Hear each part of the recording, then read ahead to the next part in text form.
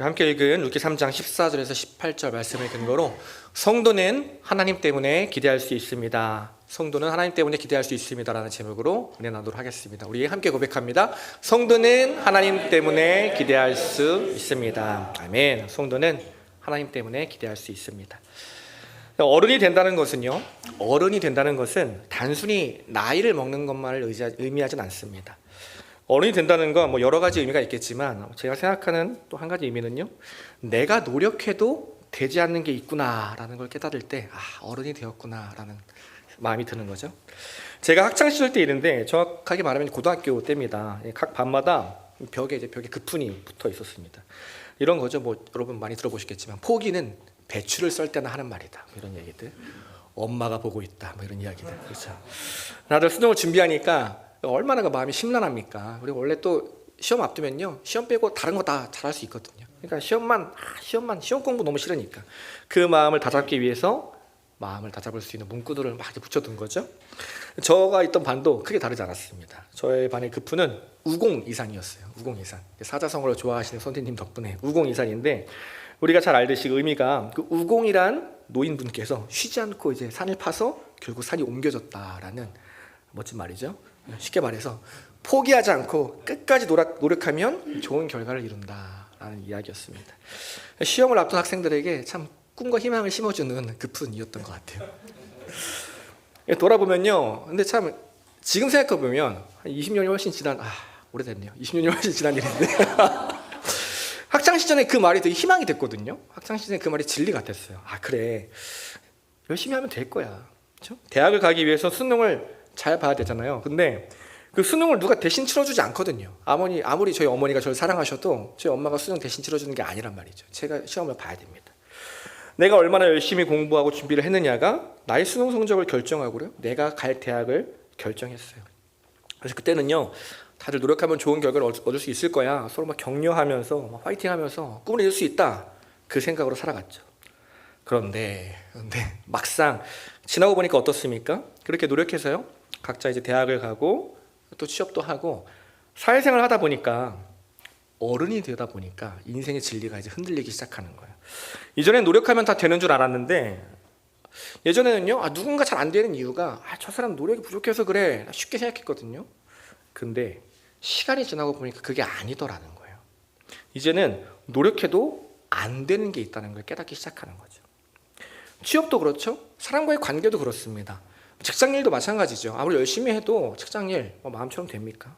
내 힘과 내 노력만으로 안 되는 게 있구나 깨닫게 되더라는 거예요. 내가 의지를 갖고 내가 책임감 있게 하면, 이렇게 진행하면 잘 될 줄 알았는데, 그런데 내 책임감으로도 안 되는 일이 있다라는 거예요. 멀게 갈 것도 없습니다. 요즘 청년들 연애가 그렇죠. 연애. 내 힘으로 안 돼요. 결혼도 마찬가지입니다. 쉽지 않아요. 가끔 저희 30대 청년들이랑 이렇게 이야기를 하면 이런 이야기 많이 합니다. 저도 30대니까 같이 마음 터놓고 얘기하다 보면, 자기들은 20대 때 지금 나이가 되면 다 결혼해 있을 줄 알았다는 거예요. 그 자기에는 저도 포함되는 거죠. 지금 우리 교회 어른들처럼 다 결혼해서 애 낳고 있을 줄 알았다는 거예요. 근데 여러분, 이제 내년 얼마 안 남았는데 내년 되면 이제 은우가 올라오거든요. 저희 몇몇 청년들은 어릴 때 은우를 이제 업어 키웠는데, 은우랑 이제 같이 청년부가 되는 거예요. 그러니까 상상도 못했던 일이 이제 우리 앞에 기다리고 있는 거죠. 무슨 말이에요? 아무리 노력해도 안 되는 일이 있다라는 거예요. 이게 안 하고 싶어서 안 하는 게 아니에요, 여러분. 그러니까 여러분, 왜 결혼 안 하냐 이런 말씀하시면 안 돼요. 앞으로 그런 말씀하시면 벌금 5만 원입니다. 이런 말씀하시면 그렇게 물어보지 마시고 기도해 주세요. 네. 인생은요, 여러분, 노력으로만 되지 않습니다.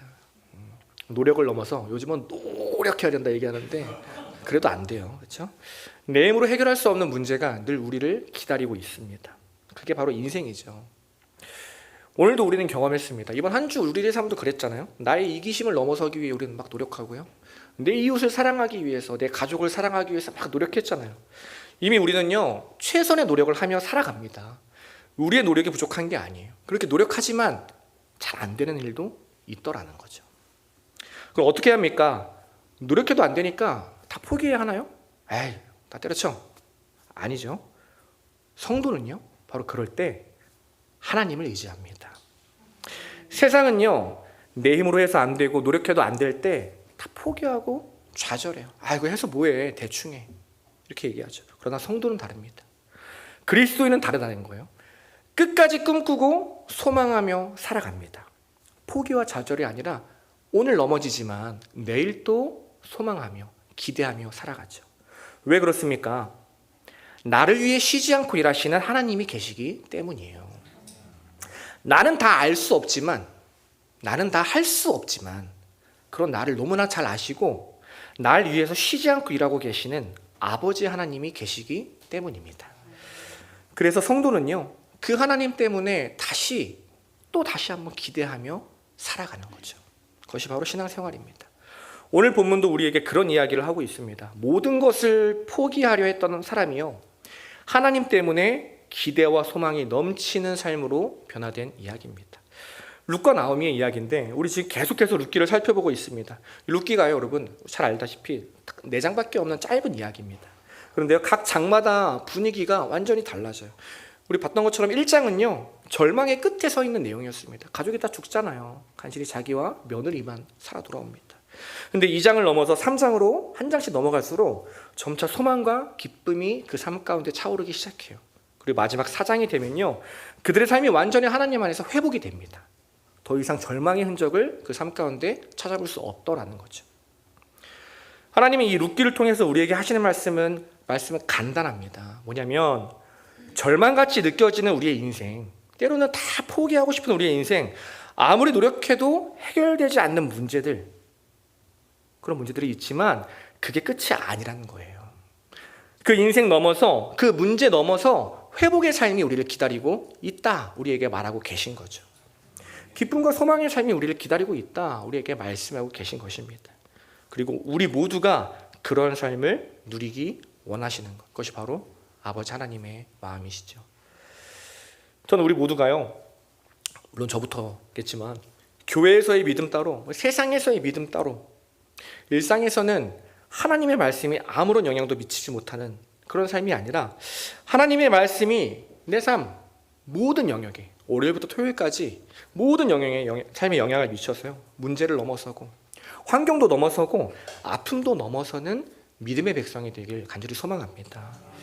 하나님 때문에 세상과 똑같이 문제 속에 살아가지만 하나님 때문에 승리를 경험하고 다시 기대하며 살아가는 하나님의 자녀가 되기를 간절히 소망합니다. 그럼 어떻게 기대하며 살 수 있나? 오늘 이 나오미와 룻의 삶을 통해 한 가지 나누려고 합니다. 뭐냐면요, 하나님의 책임감을 기대하면 된다라는 거예요. 내 인생을 향한 나의 책임감보다 하나님의 책임감이 훨씬 크기 때문에 내 삶이 힘들 때, 문제 가운데 있을 때 나의 책임감을 의지하는 것이 아니라 하나님의 책임감을 기대하라는 거죠. 그 하나님의 책임감을 기억하면 다시 기대할 수 있다라는 것입니다. 오늘 본문에서 일하시는 하나님의 모습이 그렇습니다. 나오미가요, 예루살렘으로 다시 돌아오잖아요. 다시 고향으로 돌아와서 품었던 꿈은요, 사실 큰 꿈은 아니었을 것 같아요. 모든 것을 실패하고 돌아왔잖아요. 자기를 쫓아서 이제 고향을 버리고 먼 타지까지 온 며느리, 단 한 사람 룻. 룻이 잘 되기를 바라는 마음, 그 마음이었겠죠. 자기는 이미 다 늙어버렸고 자기 가족들은 다 죽었는데 자기를 쫓아온 이 룻은 얼마나 안타깝습니까? 룻이라도 잘 되길 바라는 마음이 있었을 거예요. 룻이 자기 때문에 평생 과부로 사는 것이 아니라 좋은 사람을 만나서 평안을 누렸으면 좋겠다, 더 나아가서 하나님의 백성이 되면 참 좋겠다, 이런 마음이 있었겠죠. 그래서 어떻게 합니까? 우리 살펴봤던 것처럼 보아스에게 보내요. 룻에게 들어보니까 그 사람이 꽤 괜찮은 사람이라는 생각이 드는 거예요. 일단 하나님을 믿는 사람이고, 더 감사하게도 그 보아스는요, 기업을 물을 자격이 되는 사람이었죠. 그래서 고민하고 또 고민한 끝에, 이 본문엔 드러나지 않지만 나오미가 얼마나 고민을 했겠어요, 이 룻의 삶을 위해서. 수많은 고민 끝에 밤늦게 룻을 보아스에게 보냅니다. 나는 이제 고향에 돌아온 것만으로도 감사하니 며느리인 룻이라도 행복하길 바라는 마음으로 보내는 거죠. 며느리를 향한 나오미의 책임감이었습니다. 나오미가 할 수 있는 최선의 책임감이었어요. 그런데 참 놀라운 것은요, 본문을 보니까 이 나오미의 책임감보다 보아스의 책임감이 훨씬 크다라는 거예요. 룻을 향한 나오미의 책임감보다 이 룻과 나오미를 향한 하나님의 책임감이 훨씬 더 크다라는 것입니다. 그래서 하나님은요, 보아스를 사용하셔서 당신의 책임감을 나오미와 룻에게 보여주십니다. 오늘 본문 룻기 3장 14절에 보니까 이렇게 말합니다. 룻이 새벽까지 그의 발치에 누웠다가 사람이 서로 알아보기 어려울 때 일어났으니 보아스가 말하기를 여인이 타작마당에 들어온 것을 사람이 알지 못하여야 할 것이라. 룻이 밤중에 보아스에게 갔잖아요. 그리고 새벽까지 그의 발치에 누워서 대화를 나눕니다. 수많은 이야기를 했겠죠. 먼 타지에서 왔는데 얼마나 고생이 많았니? 예루살렘에서 살면 불편하지 않니? 시어머니인 나오미 건강은 어떠니? 여러 가지 대화를 했을 것입니다. 대화를 나누다 보니까 새벽녘이 되었어요. 그러자 보아스가 말하는 거예요. 이제 일어나야겠다. 우리 대화 이제 그만하고 이제 갈 때가 되었다. 시간이 좀 더 지나면 날이 밝아서 사람들이 알아볼 수 있어. 그러니 지금 어둠이 남아있을 때 먼저 움직이는 게 낫겠다. 이야기를 하는 거죠. 왜 그런 말을 합니까? 빨리 쫓아내서 책임지지 않으려고요? 아니에요. 오히려 반대죠. 오히려 그녀를 책임지고 그녀를 지켜주기 위해서 그런 말을 하는 거예요. 아직 기업을 물으는 절차가 공식적으로 해결되지 않았습니다. 그런데 둘이 함께 있다는 이야기가 사람들의 귀에 들어가면 혹시라도 문제가 생길 수 있잖아요. 확실히 그녀를 책임지기 위해서 먼저 돌아가라고 한 것입니다. 룻을 향한 이 보아스의 세심한 배려심이죠. 그리고 룻을 향한 보아스의 책임감이었습니다. 만약에 보아스가 이렇게 배려하지 않았다면 어떻게 했을까요? 이렇게 책임지지 않았다면 일이 잘못됐을 수도 있는 거예요. 나오미가 아무리 고민하고 계획했지만 우리의 책임감은 한계가 있더라는 것입니다. 실수가 있을 수 있다는 거예요. 그러나 하나님의 책임감은 다르죠. 보아스를 통해서 나오미가 생각하지도 못한 부분까지도 책임져 주시는 거예요. 그것이 바로 하나님의 책임감이라는 것입니다. 이것뿐만이 아닙니다. 이어서 또 룻기 3장 15절을 보니까 또 이렇게 말합니다. 보아스가 이르되 너희 겉옷을 가져다가 그것을 펴서 잡으라 하매 그것을 펴서 룻이 잡으니 보리를 6번 대어 룻에게 지어주고 성읍으로 들어가게 하였다 이야기합니다. 룻을 그냥 보내지 않고요, 그녀의 겉옷에 보리를 잔뜩 담아서 집에 보냅니다. 그리고 룻이 집으로 돌아왔어요. 나오미가 룻에게 물어봤겠죠. 어떻게 됐니? 보아스 만났니? 계획한 대로 됐니? 네, 어머니가 알려주신 대로 다 했어요. 보아스도 만났어요. 그리고 자신에게 한 이야기를 쭉 나눴겠죠. 이야기를 듣고 있는데 문득 룻의 손을 보니까 빈손이 아니에요. 뭔가를 한가득 쥐고서 왔는데 자세히 보니까 보리인 거죠. 보아스가 룻이 떠나기 전에 한가득 쥐어준 그 6대의 보리였습니다. 왜 룻에게 보리를 쥐어줬을까요? 그 답이 바로 17절에도 나와요. 룻기 3장 17절입니다. 이렇게 말합니다. 이르되 그가 내게 이 보리를 6번 대어주며 이르기를 빈손으로 너의 시어머니에게 가지 말라 하더이다. 빈손으로 너의 시어머니에게 가지 말아라. 보아스가 이야기를 한 거예요. 그 말을 듣고요, 나오미가요 어땠을까요? 자신의 삶을 떠올렸겠죠. 빈손은요, 나오미가 이 모압에서 돌아왔을 때, 고향인 예루살렘으로 돌아왔을 때 자신의 삶을 한탄하면서 했던 말이거든요. 룻기 1장 21절 보면요, 이렇게 이야기합니다. 내가 풍족하게 나갔더니 여호와께서 내게 비어 돌아오게 하셨느리라. 여호와께서 나를 징벌하셨고 전능자가 나를 괴롭게 하셨거늘 너희가 어찌 나를 나오미라 부르느냐 하니라. 많은 노력을 했지만요, 열매를 맺지 못한 지난 삶이었습니다. 그런 자신의 삶을 한탄하던 나오미였어요. 그리고 이제는요, 자신의 삶은 포기하고 며느리인 룻 한 사람이라도 행복하기만을 바라고 있었어요. 근데 이 보아스는요, 보아스를 통해서 일하시는 하나님은 룻뿐만이 아니라 나오미의 삶도 책임져 주시기를 원하셨던 거죠. 그녀의 삶이 더 이상 빈손이 아니라는 것을 깨닫게 하시고요, 앞으로 풍성히 채워가실 것을, 내가 이제 너희 삶까지도 풍성히 채워갈 거다 말씀해 주고 계시는 거죠. 하나님이 보아스를 통해서 룻과 나오미에게 주려고 했던 복은요, 나오미가 꿈꾸던 복보다 훨씬 크고 세밀한 복이었습니다. 그것이 바로 우리가 다 알 수 없는 하나님의 책임감이라는 거죠. 우리의 삶이 그렇지 않습니까? 돌이켜보면요, 우리의 삶은요, 우리의 책임감만으로 지금까지 오지 않았습니다. 생각해보면 앞서 얘기한 것처럼 우리의 책임감 얼마나 실수가 많습니까? 그렇게 우리 인생을 계획하고 나의 책임감으로 살아가지만 얼마나 흔들리고 불안합니까? 얼마나 실수가 많나요? 그리고 우리의 책임감이 크기는 얼마나 미약한가요? 얼마나 작은가요? 돌아보니까 저의 삶도 그렇더라고요. 제가 지금은 이렇게 하나님의 은혜로 말씀을 전하지만 제가 이렇게 된 것은요, 저의 책임감 때문이 아니었습니다. 저의 선택 때문이 아니었다는 거예요. 물론 제가 부모님의 의지가 아니라 저의 의지로 교회에 나오게 된 것은 고등학생이 되고 나서였지만, 그렇게 교회에 나오기 전까지 어머니의 오랜 기도가 있었더라는 거예요. 어머니께서 어떻게 기도하셨을까요? 제가 어머니께 물어본 적은 없지만 이런 내용이었겠죠. 하나밖에 없는 아들이 하나님을 만나고 구원받고 하나님 안에서 은혜를 누리는 삶이 되길 원합니다. 이런 기도하셨겠죠. 마치 룻을 향한 나오미의 마음처럼 저를 향한 저의 어머니의 책임감은요, 저 한 사람을 향한 책임감이었을 것입니다. 그런 마음으로 기도를 하셨을 거예요. 근데 지금 와서 돌이켜보니까 어떻습니까? 하나님은요, 저희 어머니의 책임감보다 더 크게 제 삶 속에 일하고 계셨다라는 거예요. 저 한 사람만 구원받고 복된 삶을 누리는 것에 그치는 것이 아니라 부족하지만 더 많은 이가 하나님을 만날 수 있도록 사용하고 계시더라는 거죠. 저희 어머니의 책임감은요, 저 한 사람까지였어요. 그러나 하나님은 저뿐만이 아니라 저를 넘어서 수많은 사람에게도 향하고 있었던 것입니다. 제가 맡은 청년들, 제가 만나는 사람들, 제가 함께할 미래의 가족들, 그 모두를 책임지기 위해서 저를 사용하고 계시더라는 거죠. 무슨 말이에요?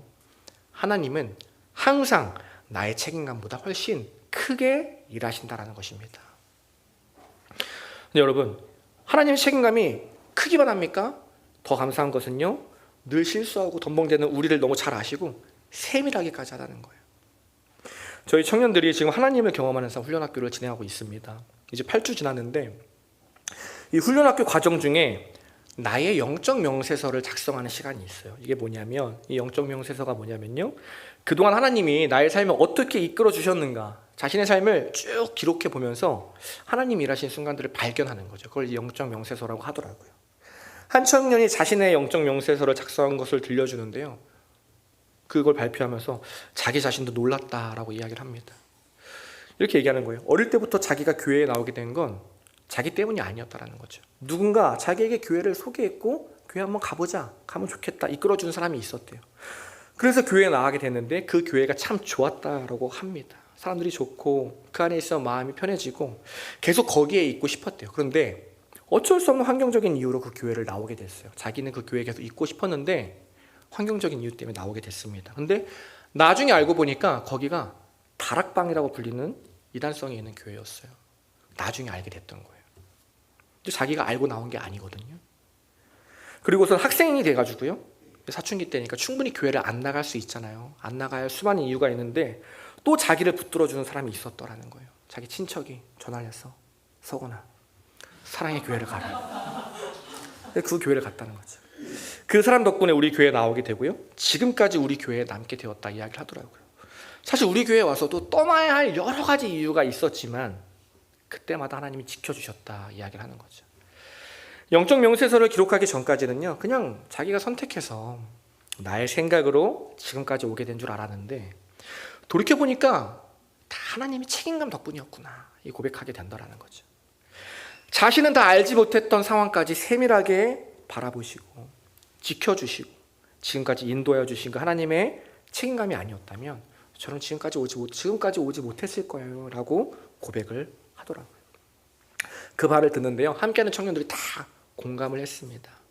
정도의 차이는 있지만 다 비슷한 삶이라는 거예요. 우리의 인생, 나의 책임감으로 지금까지 온 것이 아니라 하나님의 책임감으로 지금까지 오게 되었다라는 이야기죠. 청년들만 그렇습니까? 우리 모두의 삶이 마찬가지입니다. 하나님은요, 우리 인생을 우리가 생각할 수 없는 크기와 세밀함으로 우리를 책임지고 계십니다. 그 사실을 기억하면요, 그 하나님의 책임감을 기억하면 우리는요, 걱정하는 삶이 아니라 기대하는 삶을 살아갈 수 있다라는 것입니다. 오늘 이 나오미가 그런 삶을 살았어요. 보아스를 통해서 자신의 삶을 책임지시는 하나님의 책임감이 깨달은 거예요. 하나님이 내 생각보다 크게 나를 책임지시는구나. 나는 다 생각하지 못했는데 이렇게 세밀하게 책임지시는구나. 그 하나님의 책임감을 딱 느끼고 나서 나오미가 어떻게 하냐면요, 더 이상 걱정하지 않습니다. 기대하기 시작해요. 아직 그녀와 룻의 삶은 달라진 게 없거든요. 동일한 환경인데도 기대하기 시작해요. 보면 룻기 3장 18절을 보니까 이렇게 말합니다. 이에 시어머니가 이르되 내 딸아, 이 사건이 어떻게 될지 알기까지 앉아 있어라. 그 사람이 오늘 이 일을 성취하기 전에는 쉬지 아니하리라. 이런 얘기예요. 내 딸아, 이제 걱정하지 말자. 우리 삶이 하나님의 손안에 있다. 하나님 일하실 거야. 하나님이 책임지실 거야. 그러니 하나님보다 앞서지 말고 잠잠하게 하나님의 일하심을 기다리자. 메마른 그녀의 마음에 하나님의 책임감을 기억하게 되니까요, 기대와 소망이 샘솟게 되었습니다. 사랑하는 여러분, 우리가 믿음 많이 이야기하잖아요. 이 성도의 믿음은요, 맹목적인 믿음이 아닙니다. 근거 없는 믿음이 아니에요. 나를 위해 쉬지 않고 일하시는 그 하나님의 책임감에 근거한 자신감 있는 믿음이라는 거예요. 그러니 어떠한 상황 속에서도 이 하나님의 책임감을 기억한다면요, 우리는요 다시 기대할 수 있는 거죠. 나는 다 알 수 없지만, 나는 다 할 수 없지만, 내일 일이 어떻게 될지 우리 알지 못하잖아요. 그러나 지금까지 내 삶을 책임감으로 이끌어오신 그 하나님, 내일도 내 삶을 책임감으로 이끌어가실 하나님을 기억하면요, 다시 기대하며 살아갈 수 있다라는 것입니다. 우리가 하는 기도도요, 결국 마찬가지예요. 왜 기도합니까? 어떻게 기도합니까? 하나님의 책임감을 믿고 기도하는 거예요. 많은 사람들이 기도를요, 나의 열심으로 기도하려고 합니다. 기도조차도 나의 열심으로 하려고 해요. 나의 책임감으로 하려고 하죠. 하나님, 내가 이렇게 준비했는데 꼭 이뤄주세요. 이것도 해주시고요, 저것도 해주시고요. 이건 왜 응답 안 해주시죠? 얼른 해주세요. 예수님으로 기도합니다. 끝. 여러분, 이건요 기도가 아니에요. 이거는 통보예요, 통보. 이거는요 나의 책임감으로 하나님께 기도하는 거죠. 기도는 그런 게 아니에요. 나의 책임감이 아니라 하나님의 책임감을 믿고 하는 거죠. 하나님, 지난주에도 사랑하라고 하시더니 오늘도 사랑하라고 하시네요. 매주 주일 말씀마다 사랑하라고 하셔서 힘들어 죽겠습니다. 대체 전 언제까지 사랑해야 합니까? 지금까지 제가 얼마나 최선을 다했는데 또 사랑해야 합니까? 하나님, 저는 이제 못합니다. 너무 힘듭니다. 그러나 하나님은 하실 수 있으면 믿습니다. 하나님 도와주세요. 나는 할 수 없지만 내 책임감을 이루기 위해 기도하는 게 아니라 하나님의 책임감을 믿고 기도하는 것, 이것이 진짜 기도라는 거죠. 주일학교 내일 이제 어마어마한 행사가 기다리고 있습니다. 제가 오늘 3층에 독방에 갇혀 있었는데 예배 때 내려오니까 교회가 바뀌어가지고 깜짝 놀랐어요. 주일학교 교사들이 정말 책임감을 가지고 열심히 준비했거든요. 오늘 어떻게 기도해야 됩니까? 하나님, 열심히 책임감을 가지고 일했으니까 하나님 역사해 주세요. 이게 아니죠. 나의 책임감은요, 우리가 해야 할 바예요. 하나님, 나의 책임감과 상관없이 하나님의 책임감으로 내일 역사하여 주십시오. 찾아오는 모든 아이들 하나님 만나 주시고, 하나님 그 마음 가운데 생명 더하여 주십시오.